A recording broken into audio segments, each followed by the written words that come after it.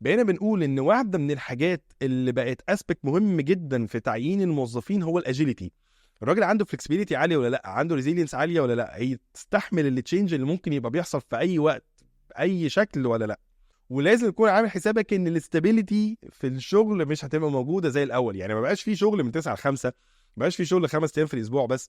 بقى صعب قوي ان انت تلاقي شغلانه اللي هو انا رايح بعمل حاجه معينه بشتغل الحاجه دي وبعد كده اروح بيتنا. لا، بقى بيطلب منك حاجات تانية كتير، تتطوع في بروجكتس وتخش از فولunteer في بروجكتس تانية محتاجه الشركه ان هي تكون بتقومها. في نفس الوقت حضرتك بتستفيد من ده ان انت بتستep ان اكتر وبتسترنسن علاقتك مع الناس في الشركه، فبقوا خايفين عليك اكتر، بقوا بيبقوا عايزينك اكتر، بيحافظوا عليك اكتر.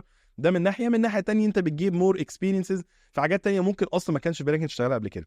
فمهم ان انت وانت في الانترفيو بتاعك تكون متاكد ان انت هتتسال اسئله تخص الحاجات دي. لازم تفكر كده وانت بتتسال السؤال ده، ازاي هتشو اب الاجيليتي بتاعتك في المجال بتاعك بتاع الشغل، وتبين للي بيعمل لك انترفيو ده انت ازاي حد فليكسبل وتمام وما عندكش مشكله.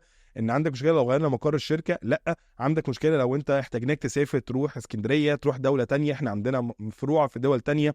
وهتتسال اسئله وهيتعمل لك نوع من انواع التستنج او الاناليسيز او الاسسمنت عشان يتاكدوا اصلا ان كلمه لا حتى اللي انت بتقولها ديت انت ما عندكش مشكله، يتاكدوا ان هي كلمه صح.